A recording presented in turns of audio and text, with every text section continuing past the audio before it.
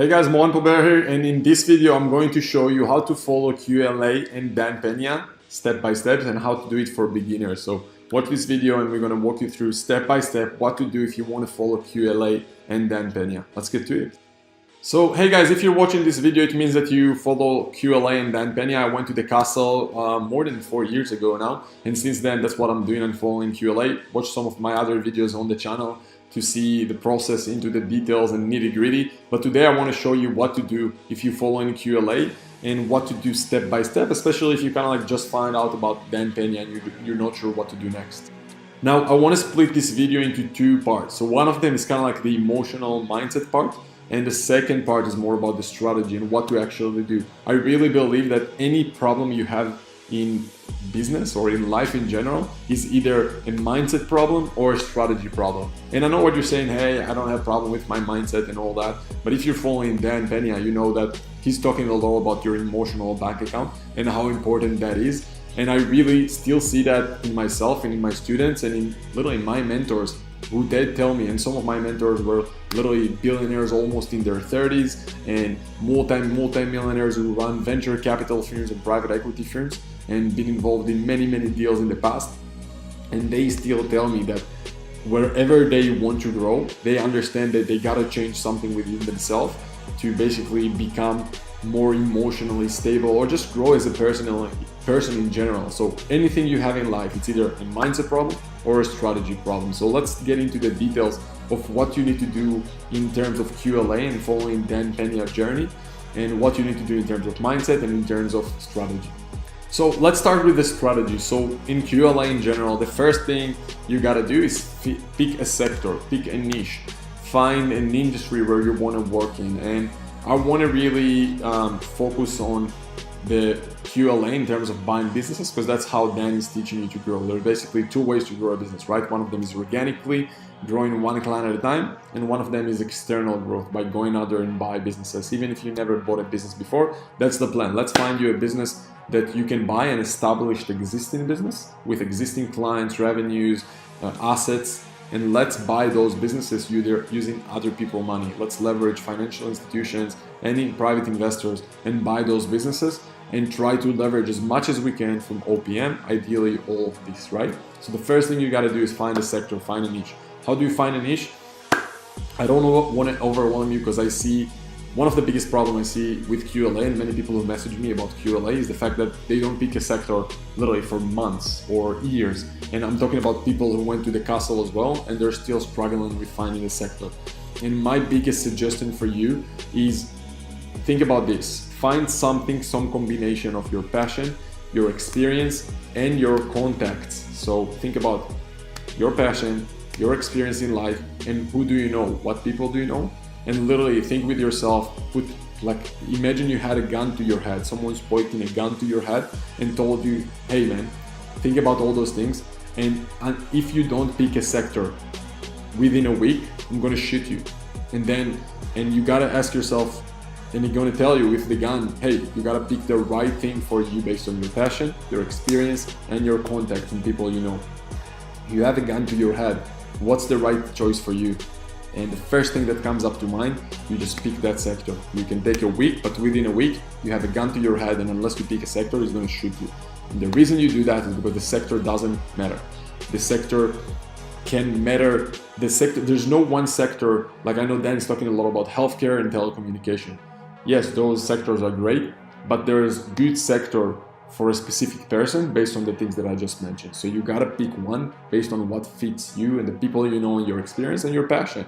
All of those things combined will be the best sector for you. There's no one sector for everyone. There's one sector for you and one ideal business or first deal for you.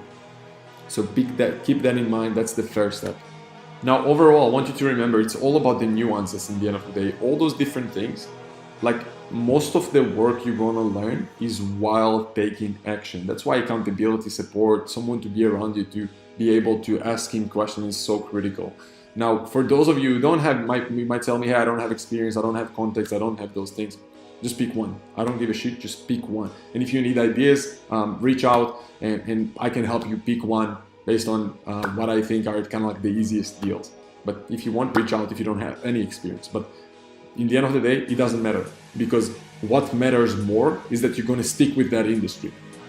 Why? Because the next step, and we're going to get into it, and you know what, first of all, let's get into board, right? So do you need a dream team? How do you build a dream team? I actually have a separate video on that, but let me quickly go through kind of like the steps in that as well. So here are my thoughts about a dream team. If you're a young 18 years old kid who did nothing in his life, I'd say have a dream team, literally just for having their names on your website. If you have some experience, I'm talking if you're like 25 years old and you did something in your life, you can do deals without a dream team. Why? And it's actually going to be against you to have a dream team.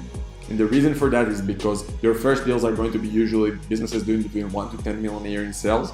And to approach those business owners with this huge team behind you can be against you, because all the owner is going to see is money in front of his eyes. Now, with dream team, you really need to understand what do they bring to the table. Just to put them on your website isn't enough. Are they going to help you in the day-to-day, in the strategy? And that's what my mentoring is about. It's about helping you with the nuances and little details of how to find a deal, how to analyze deals, how to raise capital, how to do due diligence right on a deal, how to find contingent fee advisors easily. Those are things you need to be worried about. Having people on your website, is it important? No, it can be many times against you. Again, unless you're very young little kid who have no experience whatsoever in his life. And really, I'm thinking about when someone who's 18 is going to come to me right now and talk to me, it's just not going to look good, because he did nothing in his life. And if you want to buy my business right now, let's say you're the owner of a multi-million-dollar business, it's not going to feel comfortable to sell your business to an 18 years old kid unless you have a team behind him. But when you're an older person, and I'm talking literally if you're 25 and above, you're good to go, because you can then sell your experience. And actually the fact that you're young can be a positive for you, because you have access to the internet and you understand all the social media world, and you can bring that to any business that you're getting yourself into. And when I'm talking about the dream team, I'm not talking about accountants and lawyers to help you with due diligence on a deal after you have signed LOI. LOI is a letter of intent, which means you sent an offer for a business, and after they said yes, either verbally or via email or whatever, you then sign a letter of intent to move forward to do due diligence on a deal, to make sure that there's nothing hidden in the deal, everything is legal. And for that, you need accountants and lawyers, right? For that, it's really, really easy to find accountants and lawyers to work for you on contingent fee if you have signed LOI and expressions of interest for financing. And that leads us back to understanding that the most important thing in QLA, in the end of the day, is finding deals and raising capital. So you need to have as many ways as possible to find good deals. Like we use more than 10 different ways with me and my students every single day to find those deals. And you gotta have a way to be able to qualify them really fast. Otherwise, you can spend a lot of time talking to hundreds of business owners that none of them are motivated. So you gotta know what questions you ask, what ways you can really filter through those deals as soon as possible to not waste time on deals that are not closable. So I hope that makes sense. So first of all, you gotta know how to find deals. Then it's about understanding the nuances of raising capital. So doing deals is all about finding deals and having access to capital. And with access to capital, it's understanding the little different types of capital. What kind of capital you can use to close those deals? How do you pay that capital back? Can you use the business cash flow to pay that back? Do you know how to analyze numbers of a business to know if you can pay that back? All those different nuances that you can struggle with, and many times your board is not going to help you with that. Your board is just going to sit there telling, hey, I gave you my name, what do you want? Go and do the work. I'm here, I'm only getting 5%. Why the fuck would I do all the work for you? That's why you need to understand that board isn't that important, because they're not going to do the work for you. You need to know how to find those deals. You need to know how to analyze those deals. You need to know how to make offers, and how to know that you're making the right offer, and to know that the deal is a good deal or not. It's about those nuances, about the capital. You need to know what kind of capital do you raise. Are you using cash flow financing, asset-based lenders, mezzanine, investors, equity partners, debt partners, all those different ways to raise capital? Are you getting involved with venture capital firms or private equity firms? Is it even worth it to get involved with those firms? If you want to get involved with them, how do you even approach them? All those little questions that are much more important than building a dream team and finding a niche. You see what I mean? finding a niche in a sector and building yourself a dream team. Those are like the fundamentals. If you don't have that, you're not in the game. You're just fucking lying to yourself that you're doing something. You're just thinking to yourself, hey, what did you do? If I ask you, what did you do last week? You tell me, yeah, I just sent a lot of messages to potential dream team members. It means nothing. Or if you tell me, hey, I thought about what sectors I'm gonna pick in the last 3-5 months. I don't know. And I know people like that. Literally, people who did the castle with me still didn't pick a sector. Guys, you're not even in the game if you don't have a sector and a dream team. Fuck that shit. It's bullshit. It means nothing unless you know everything else we just talked about: finding deals, raising capital, analyze deals, what offers to make, all those little things. Do you know how to figure out if cash flow can cover debt service? Those are the things you need to understand. The little details and nuances of a deal, not the beginning. Sector, finding a sector, building a dream team, that's just the beginning. And again, I know this video is supposed to be about step-by-step process, but those are kind of like the steps. I'm just telling you that most people focused only on finding a dream team and finding a sector. This is just the beginning, guys. You gotta move forward faster to what I just said, all those little details. What really frustrated me is that people make an excuse on why they're not moving forward. Like with finding deals, for example. Like I said, we use 10 different ways to find deals all over the place. If it's social media, offline, all those different ways that we're using. But don't make it an excuse to not start. Like start, do something, take action, execute. And that brings us back to the mindset, to the emotional bank account. Like Dan is talking a lot about cold calling. Literally, if that's the only way you know, start cold calling. Do something. It's not the most effective way, that's for sure. And it's going to take you a lot more time and hard to filter through what are the right deals or not. But start with something. Here you go. You got to find a way to find deals. Start with something, right? That's one way. How to find capital. We have a Rolodex of more than 100 institutions we work with and work with. But with you, start with something. Google financial institutions, find out who can help you with doing your deals and start to have conversations with them. As soon as you start to have your conversation with them, the better. You can interview financial institutions, however you want to approach that. Build relationship with them. Ideally, build relationships with them only when you have a deal. Otherwise, you're just not looking legit. It looks like you're just playing around. You're just a fucking idiot. You're wasting their time. Yes, they can offer you and promise you many things, but before you have a deal, they won't give a shit about you. So you gotta ideally approach them when you already have a potential deal in place. So that's kind of like the first steps of the process. Then after you know how to make offers, you know how to analyze deals. And again, you need to learn those things on your own if you don't know and you don't have the right person to help you with this. And it's really easy to learn how to analyze deals if you know what numbers you need to look on in a balance sheet. But again, every mistake here can cost you a fortune. If you're making a bad offer, you can literally make an offer for like $500,000 or more on a business. That's a $500,000 you can put in your pocket otherwise if you knew how to analyze those deals better. Let's say you know how to make an offer, you made an offer. Then it's about doing due diligence on your business. That's about finding the right accountants and lawyers to help you on contingent fees. And trust me, it's very easy to get them on board when you have a signed LOI, an offer accepted, and you already have an expression of interest from financial institutions. When you know how to do that, things are much easier.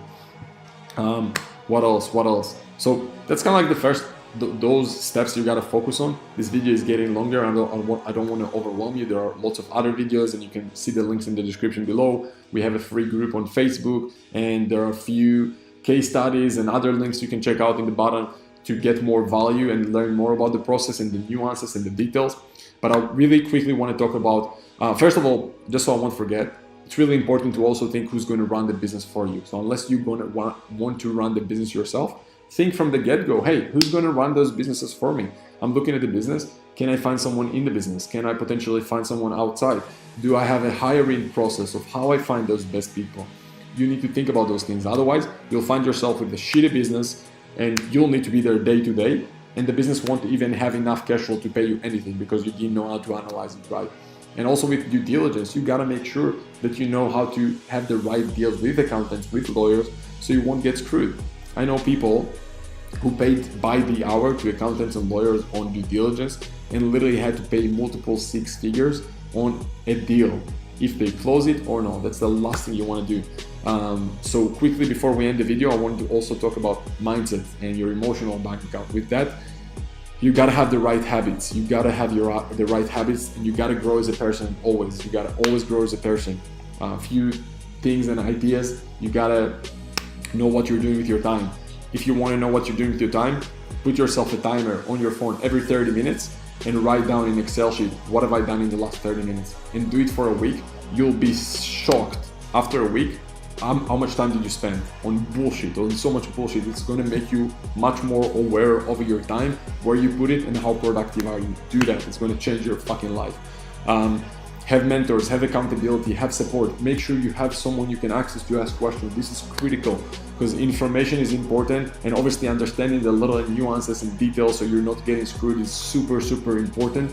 But having the accountability and support and having access to someone to ask questions, to get in touch with, to sometimes just have a mirror and an objective eye to tell you what they're thinking about this deal or that deal. This is so critical and can change your life as well in this process following QLA. What else? With mindset, critical things: have daily goals, weekly goals, monthly goals, quarterly goals. And if you're not hitting those milestones, you gotta punish yourself. If you're hitting those milestones, reward yourself somehow, because it's gonna. I don't want to get into the details, and I'm not like a doctor or something, but it works, guys. Have like a daily goal of things you can achieve or want to achieve that are in your control, and if you did those things, have a reward. And it can be like a small reward, like a small piece of chocolate or a nice coffee from a nice coffee place that you like literally the smallest things, because your brain is going to think about getting that reward again and again and again. And if you're not accomplishing those things, you got to punish yourself somehow, because you need to teach your brain that it's not acceptable. If you have a goal, you're like a fucking soldier. You go to the target and you get it. You gotta have that in mind as well. For me, many times it was burning fucking notes of like $50, $100 notes for every task that I didn't accomplish, that I said to myself that I will. And trust me, after you're burning $100 for every time you hit the wrong food or whatever your goals are, right? Let's say you said to yourself, hey, I'm gonna work out 6 times this week. Every workout you didn't do, you're burning $100. Trust me, you're not gonna miss many workouts eventually. And if you don't feel 100, and you gotta burn the fucking note, like literally burn the note. And if you want, send me those videos and show me that you did it. And trust me, when you burn notes, I don't care if in $100 for, maybe it feels like it's not too much. I don't know, maybe you feel like you need to burn $1,000. Trust me, at some price for you, it's gonna hurt. For me, even if I'm throwing $1 away, it's hurting me. Like something within me feel like I'm throwing soldiers out there and I'm killing them, because that money is something that you can use to go and bring in more money for you eventually.